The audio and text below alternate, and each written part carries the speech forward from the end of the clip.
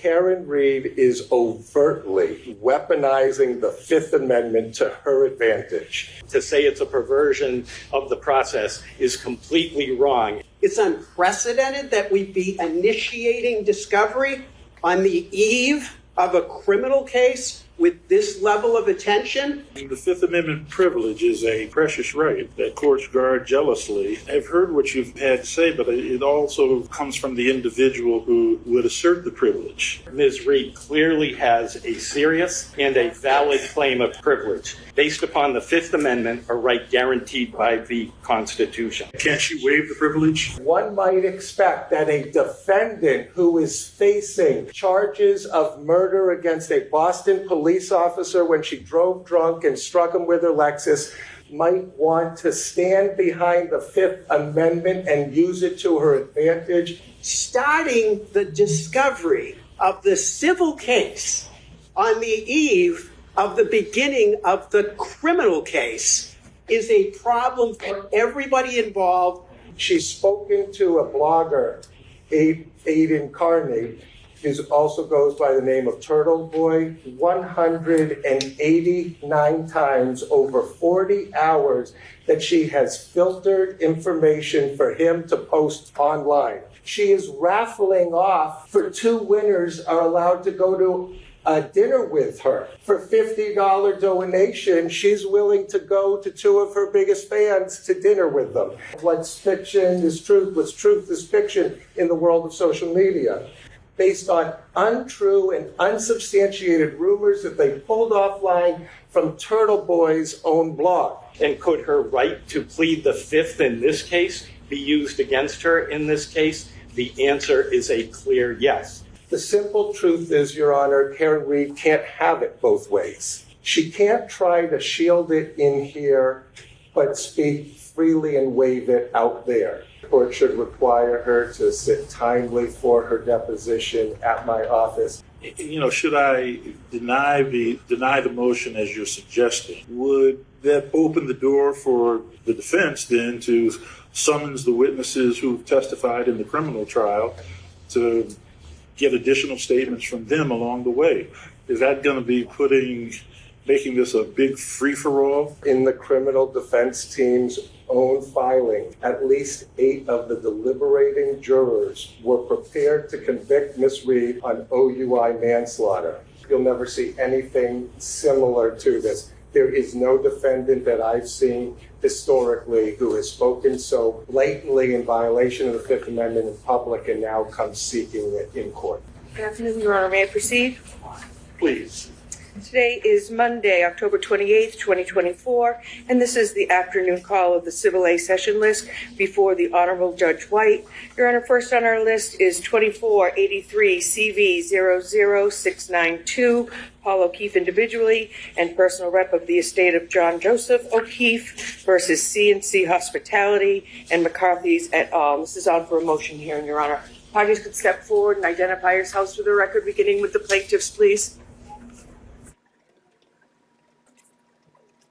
Good afternoon, Your Honor. Nice to see you. Attorney Mark Diller on behalf of the plaintiffs. Good morning, Your Honor. William Kevel on behalf of the defendant, Karen Reed.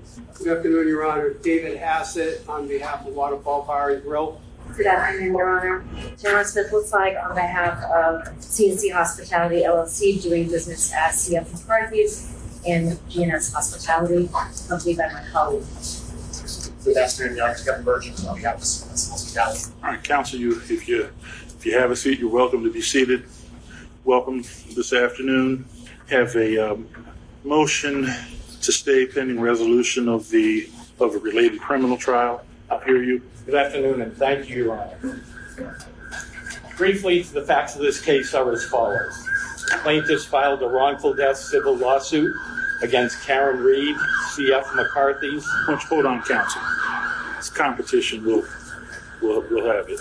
Go ahead. Okay. In the Waterfall Bar and Grill. The case arises out of the death of Officer John O'Keefe on or about January 29th of 2022. Ms. Reed is also facing criminal charges in Norfolk Superior Court arising out of that same death. The cases involve the same set of facts. Ms. Reed has been indicted, mistried, and now awaits an imminent second trial. Hold on just a second. The charges in the criminal trial are profoundly serious. Second-degree murder, involuntary manslaughter, and knowingly leaving the scene of an accident. The trial is set to begin in 13 weeks on January 27th of 2025. Ms. Reed is before this court today respectfully requesting that this court stay the civil action until the conclusion of the criminal trial. The requested stay is both warranted and essential. A stay will not impact the tracking order timeframes in this case. However, proceeding with the civil matter will adversely affect Ms. Reed's Fifth Amendment rights and her ability to vigorously defend herself. Without a stay, Ms. Reed will be forced to decide between defending herself in the civil action and waiving her Fifth Amendment rights. The requested stay is not prejudicial. Pick the right moment. The requested stay is not prejudicial. The co-defendants are also moving for a stay. A stay would result in a minimal delay, with little, if any, prejudice to the plaintiffs, because the tracking order in this case calls for discovery to be completed by August 17th of 2026. The parties will have ample time to fully discover the facts concerning the allegations and the defenses within the time frame that this court has already set. A motion to stay is clearly within Your Honor's discretion. It involves a balance of the prejudices to the plaintiffs and any harm to Ms. Reed, who would be compelled to choose between defending the civil action and protecting herself from criminal prosecution. And when faced with an analogous situation, the court in U.S. Trust Company versus Harriet stated that when considering a request for a stay, it would be a clear abuse of discretion to turn a deaf ear to a serious claim of privilege. And here, Ms. Reed clearly has a serious and a valid claim of privilege based upon the Fifth Amendment, a right guaranteed by the Constitution. Can't she waive the privilege? She could. Because your brother says that she's made a number of statements to various news outlets that in essence would amount to waiver. Right, but there is nothing on the record before you that constitutes any such waiver, and it is not the standard in a motion for stay such as this. The applicable inquiry in a case like this is, could the responses by Ms. Reed in the civil case be used against her in the criminal matter? The answer is a clear yes. And could her right to plead the Fifth in this case be used against her in this case? The answer is a clear yes. And when the courts have looked at this issue, particularly in the case of the SEC versus Canodia, the court finds that an individual has a right to fairly defend themselves in both cases when faced with a civil and a criminal trial, without either one prejudicing the defense in the other case. I don't know, but would it be cumulative of what she has said in other interviews? I don't know the answer to that. I say no, Your Honor. In this particular case, she would, even the answering of a complaint, either she's going to give some information that could be used against her because it's information given under oath in this case, could be used in the criminal matter, or if she chooses to plead the Fifth, she basically would be giving up her defense in the civil case. How is that different from the other interviews that she may have given? Well, number one, A, they weren't under oath, and B, they're not before the court in any form in the record here before us today. The distinction that you draw is that statements that she would make in proceedings here would be under oath, whereas any statements that she's made before are not under oath and not necessarily indicative of... Could go to the weight as opposed to an admission, Your Honor, and yet we'd be dealing with an admission and somebody forced to make a choice as to whether to invoke their Fifth, and we know the case law is clear that if you invoke your Fifth right to a Fifth Amendment privilege against self-incrimination, it can be used against you when the judge instructs the jury. So the concern I have is if these interviews that have taken place are, they're her choosing to give these interviews. And each time, she gives an interview, it has some impact, perhaps on the jury pool, perhaps on the public, perhaps on some other trier of fact. And then for her to then say, well, not this time. This time this could really hurt me. With respect to any impact on the jury trial, Your Honor, we are scheduled for 2 years of discovery in this particular case. Then the case would presumably proceed to a pretrial conference by the time a jury is set to be impaneled in this particular case. 2 years will have passed, and the court has a vetting process to make sure any and all jurors who are seated in a criminal case are unbiased and fair, and I think that any statement she may have made out of court can clearly be vetted in the voir dire process when a jury is being selected. The Fifth Amendment privilege is a precious right that courts guard jealously, and I have heard what you've had to say, but it also comes from the individual who would assert the privilege. Counsel's here asserting the privilege for her, but from what your brother says, she has basically decided to speak without regard to her Fifth Amendment privilege in other instances. With respect to what she said before, it was not as part of any legal proceeding, and we are faced here with a civil action. The civil action has been filed this summer. There's a criminal trial that would begin in January of next year, within 3 months or so period of time from today, and to allow her to be able to fairly defend herself in both cases, we will still be able to get done every bit of discovery that we need before this court's tracking order expires. So there would be, if any prejudice, minimal at all, because we would be able to be ready for this court to impanel a jury at the time that the tracking order says to. When you balance that against her facing both a criminal and a civil trial at the same time, in the last case, Your Honor, the Commonwealth called 68 witnesses. And those 68 witnesses arguably have information that could bear on this litigation, because there is absolutely overlapping issues in this case.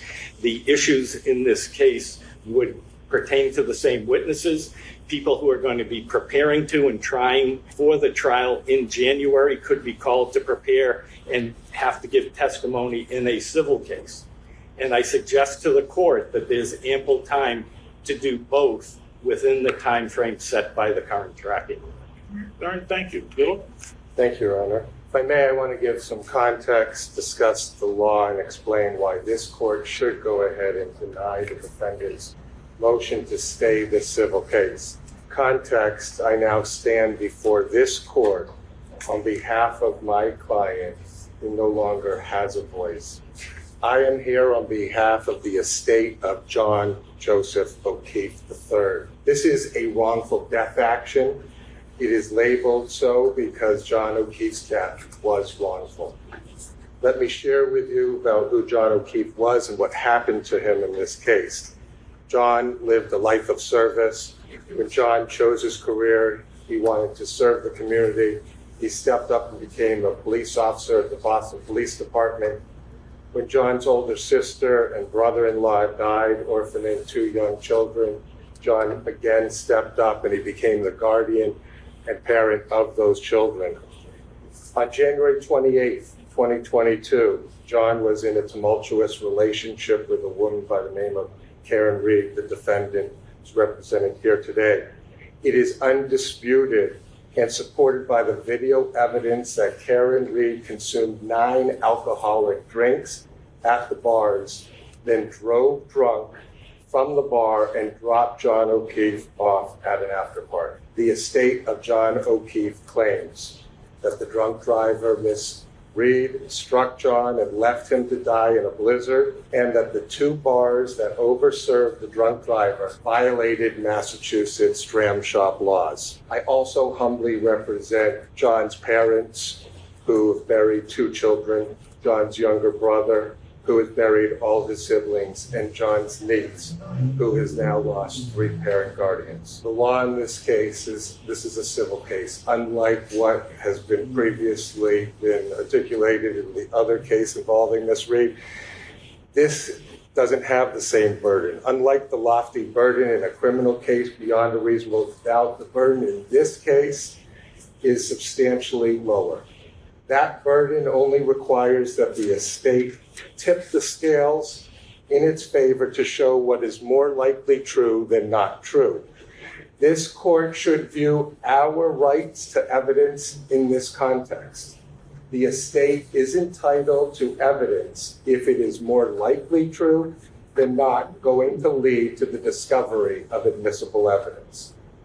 We know we have a good faith basis to be here, Your Honor. In the criminal defense team's own filings, at least 8 of the deliberating jurors were prepared to convict Ms. Reed on OUI manslaughter. We know with the civil burden, which is much lower, it's much more likely that we could have gotten those extra 1 to 2 votes in that case to hold Karen Reed legally responsible for the death of John O'Keefe in this case. There is no dispute in this wrongful death case that the estate is entitled to discovery from Karen Reed. That includes the under oath testimony of Karen Reed, but Reed's counsel seeks to protect her from testifying under oath at this time. No one disputes that this court has discretion to deny defendant's motion to stay. This court must inquire into the totality of the circumstances and all of that's relevant in this case. It is the defendant, Ms. Reed here, who is the moving party, and she carries the heavy burden under the law to establish that a stay is warranted, preventing the estate from obtaining what is entitled to timely. The defendant cites to the Fifth Amendment of our Constitution. Importantly, the Fifth Amendment acts as a shield. It shields criminal defendants from having to testify against themselves. But the Fifth Amendment does not allow criminal defendants to publicize its self-serving narrative to third parties and then simultaneously block parties in this civil case from testing whether those representations she makes in the public are accurate or truthful. That would be patently unjust, Your Honor. Let me ask you, what do you think about, should I deny the motion as you're suggesting? Would that open the door for the defense then to summons the witnesses who testified in the criminal trial to get additional statements from them along the way? Is that going to be making this a big free-for-all? I would suggest no, Your Honor, but in any case law that I saw that relates to third-party witnesses that may experience prejudice from having the overlap, there would have been affidavits that would be in the record for Your Honor to consider. None has come forward. I don't believe it is anything. What is critically important here, and what do you say about, your brother says that, the tracking order closes discovery in 2026, that if the trial is supposed to go forward in January of 2025, it'll be disposed of, there'll be ample time for discovery to be completed, including the depositions and any statements you wish to take of Ms. Reed. Well, that assumes, like we all assume, that the criminal trial would be over by now. That assumes that we won't have a second mistrial after what was already a 7-week trial. That assumes, Your Honor, that there won't be an appellate issue that goes up that further tries to delay justice in the civil case that we're here about. What you're seeing, Your Honor, is unprecedented as far as I'm concerned in the history of civil cases. Karen Reed is overtly weaponizing the Fifth Amendment to her advantage. Karen Reed is not allowed to use the Fifth Amendment as both a sword and a shield. She only seeks to invoke the Fifth Amendment here in this court, but waives it everywhere else. What we're witnessing here and I'm going to quote what my brother said, The charges against Ms. Reed in Norfolk Superior Court are charges that are profoundly serious. I agree. They are profoundly serious. And one might expect that a defendant who is facing charges of murder against a Boston police officer when she drove drunk and struck him with her Lexus might want to stand behind the Fifth Amendment and use it to her advantage in the criminal case. To act what it's supposed to do is be a shield to her having to self-incriminate herself. But that's not what Ms. Reed is doing here, Your Honor. She chooses to waive her Fifth Amendment privileges at times when it is convenient to her, when she wants to control the public narrative or when she wants to self-promote herself in the media. And it's really important to understand in context when I say the word media, the landscape of our evolving media is very different from what you and I may have grown up understanding media to be. Traditional mainstream media outlets are only one small part of the media that she is using to her advantage.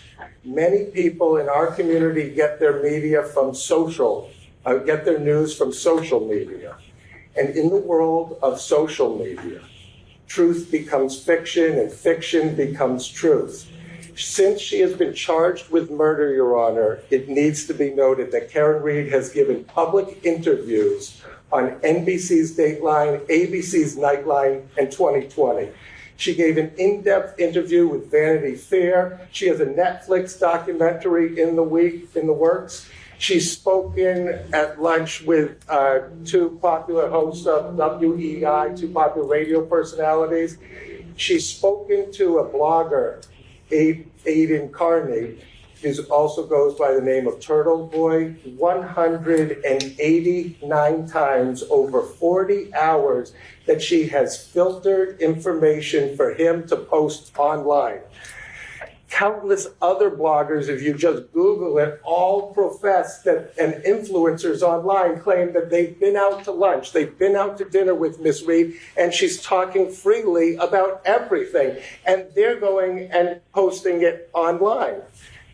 Recently, which is those interviews, she's talking about the specifics of the case.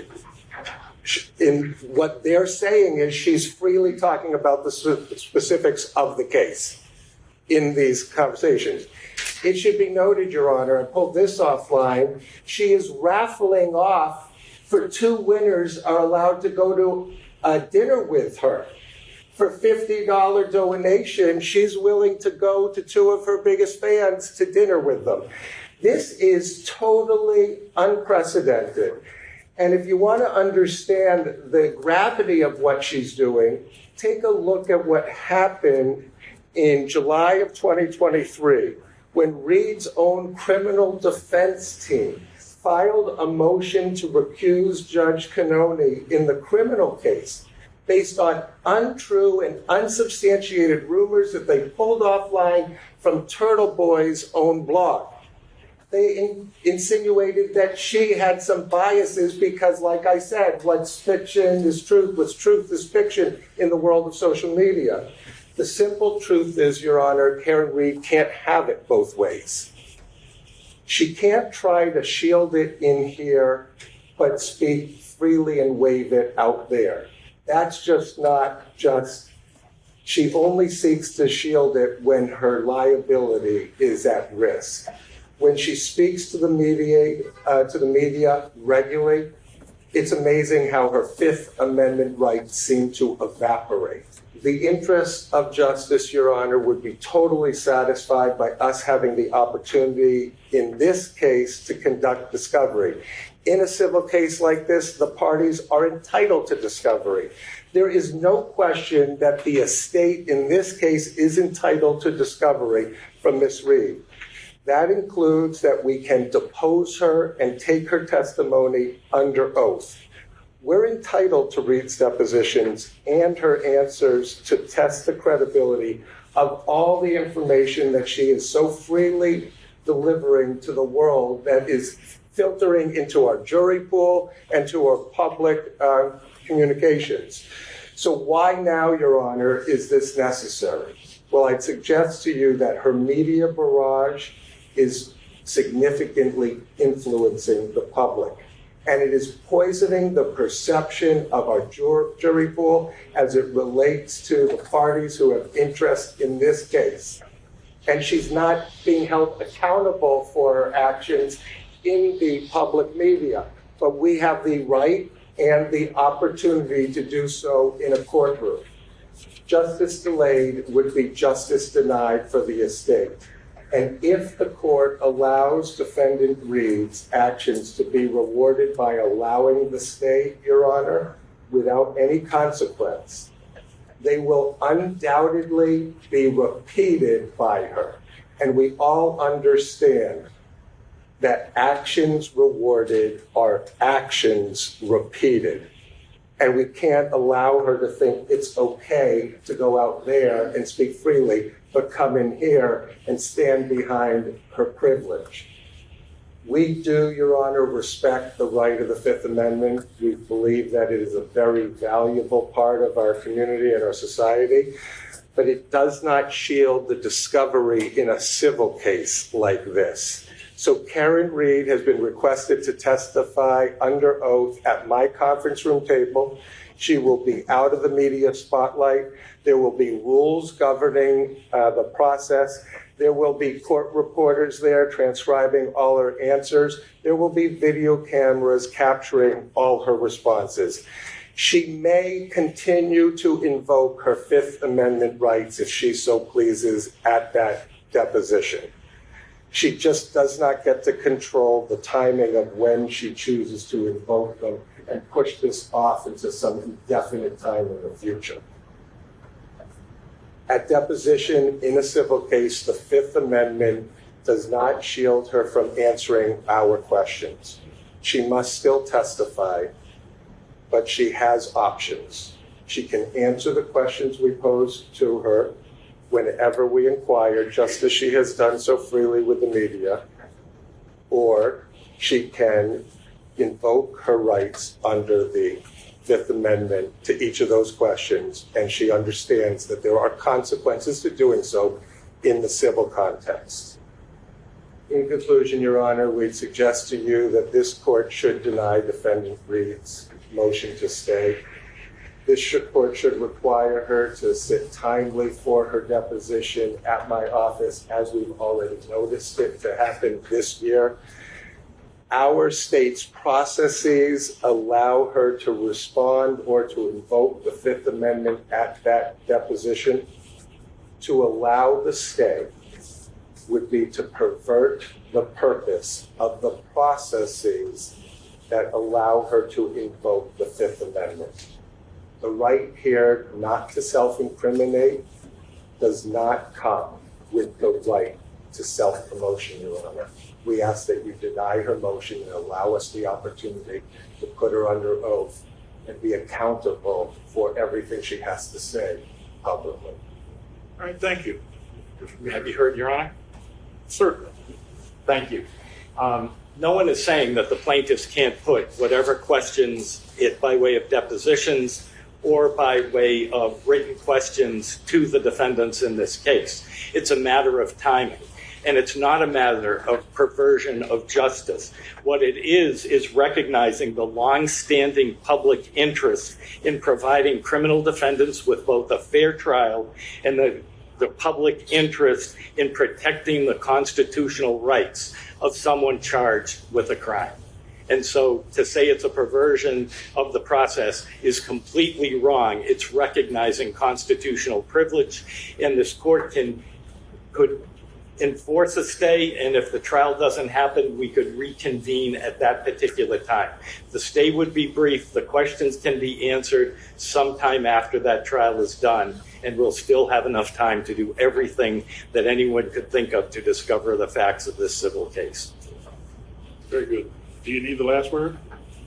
So I just say that all the current case law, Your Honor, you'll never see anything similar to this. There is no defendant that I've seen historically who has spoken so blatantly in violation of the Fifth Amendment in public and now comes seeking it in court. All right, thank you. Thank you. All right, anything else we need to address? Judge, Waterfall Bar and Grill also has a motion to stay the proceeding. Very briefly, if I could, Your Honor, be heard. Sure, I'm happy to hear you. And I believe McCarthy also has filed a motion, Your Honor, separately. Judge, obviously, we're not advancing any Fifth Amendment rights. I'll keep my remarks brief. I think the biggest issue before the court is to understand, and it can't be overstated, that nobody is seeking a continuance of the trial date here. And in some of the cases before, Your Honor, that became an issue for the court in determining the factors between the parties. Here, we've got a trial date not scheduled until 2027. It's an average track case. It's a wrongful death case. The discovery is furthermore not looked at as trying to be extended by the defendants, Your Honor. Nobody's looking for an extended discovery date or more time to complete discovery.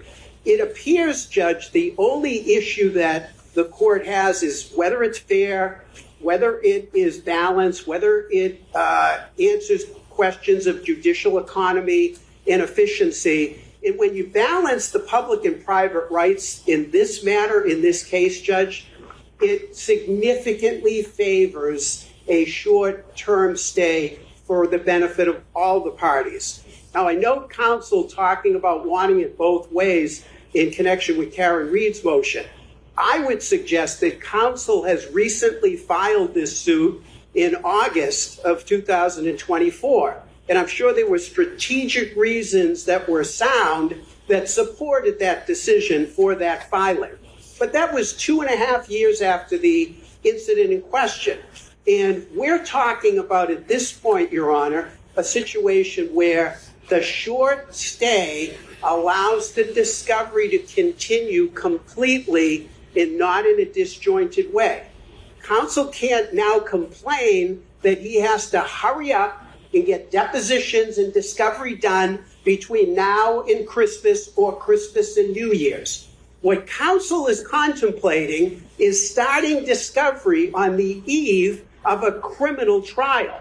The trial is already underway. It's been tried to a mistrial once, and it has a firm and hard start date in January of 2025. So the only issue before the court is whether or not a short stay in order for the criminal case to be completed is warranted, is fair, and is consistent with the factors that we've outlined in our agreement. And I would suggest to you, Your Honor, in this instance, starting the discovery of the civil case on the eve of the beginning of the criminal case is a problem for everybody involved, is a great inconvenience, and would be a drain on judicial resources. And without knowing exactly how that would unfold, and I agree with counsel, it's unprecedented. It's unprecedented that we'd be initiating discovery on the eve of a criminal case with this level of attention. We would have multiple competing discovery requests for witnesses. You would have some witnesses live on the stand conceivably in the trial and yet be under deposition subpoena for one or more of the lawyers in the civil case. And Your Honor, the civil case, if it started to go forward with witnesses, I don't suspect anybody is going to complete that deposition for purposes of strategy if these are witnesses, all the same events, all the same factors overlapping. If these are the same witnesses, in fact, that are going to be called potentially the criminal trial, we're going to start one deposition in the civil case, and then we're going to suspend it. Then the witness is potentially going to be on trial in the criminal case, and then they're going to have to come back again to answer questions, potentially inconsistencies. And of course, Your Honor, after the trial is concluded, Karen Reed has no Fifth Amendment right. Karen Reed's the core of this case. Karen Reed would be testifying regardless of what the court does today. If Karen Reed is asked questions about the evening in question, then of course it's expected that the Fifth Amendment will be invoked by her attorney. As a result, Depositions going forward, discovery going forward is all going to be on hold. There's going to be rebuttal evidence that's needed. There's going to be motion practice for Your Honor. I would suggest, Your Honor, in the spirit of the case law that we've cited, the balancing test that the court must do, given the circumstances of this case, the very long runway to properly and completely finish discovery in the civil case, to get to the truth of the matter, that we're able to do that in a matter of a few short months by waiting for the conclusion of the criminal trial, and none of this Fifth Amendment talk comes up. And Your Honor, you can also fashion your order to conclude with, or as otherwise ordered by this court, in the event that this case, the criminal case, doesn't get reached, or in the event that there's a need to continue it further. But I would suggest, Your Honor, that very brief stay in a very complicated case like this is in order, and I would request that you grant the stay for all parties based on fairness principles. Thank you, Attorney Hanson. Counsel? On behalf of CF McCarthy's, we would reiterate what Counsel for Waterfall said. Obviously, Fifth Amendment concerns are not the same consideration for the parties involved. But central to both cases will be evidence from Ms. Reed, and if that is not accessible in the short term, it will determine the course of discovery going forward. I would also just point out, as a matter of pure practicalities, it's undisputed that the criminal case has a sizable amount of evidence associated with it.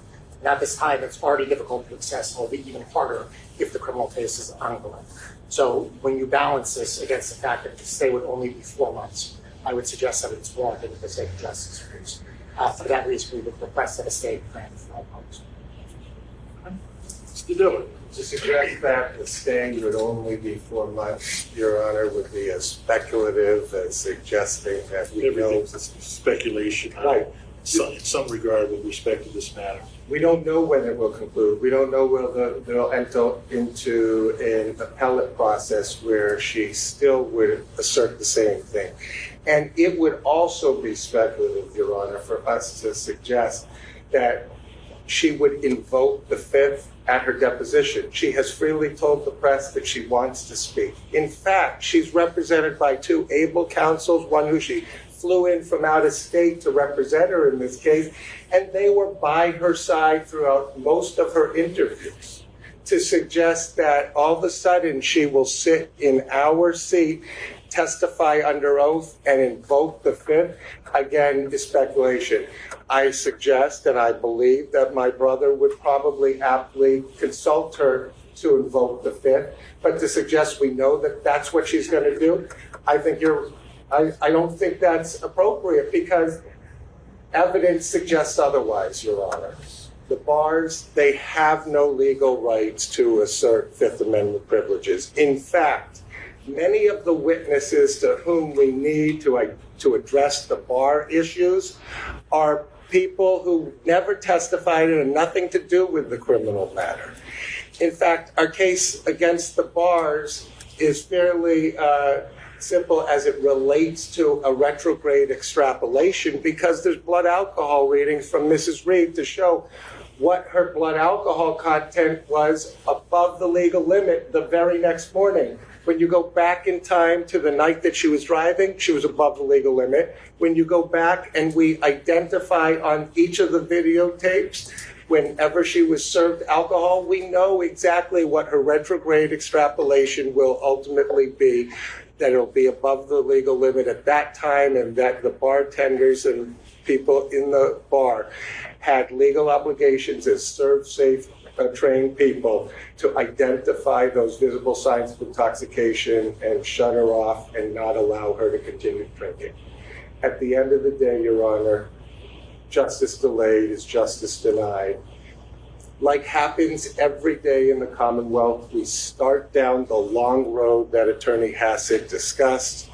We get most of the way there and we realize we run into conflicts where some witnesses may or may not be available, where we compete with 8 different lawyers' schedules to get things coordinated. And then we agree amongst each other that we'll extend that time out so that we can preserve our evidence and have our opportunity to properly adjudicate this case. We're not looking to stand in the way of that. We're not looking to accelerate anything unnecessarily, but we are looking to lock in testimony while it's still relevant, while it's still top of mind, and before people leave the state, sell their homes, or decide to go elsewhere.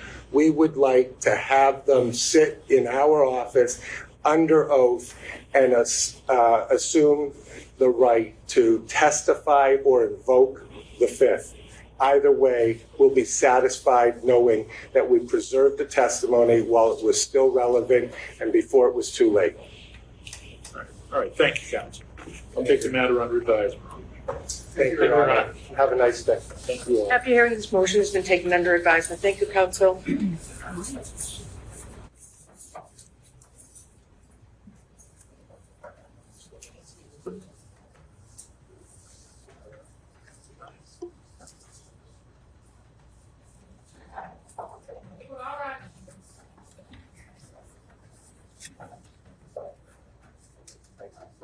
Nice to see you. You are muted.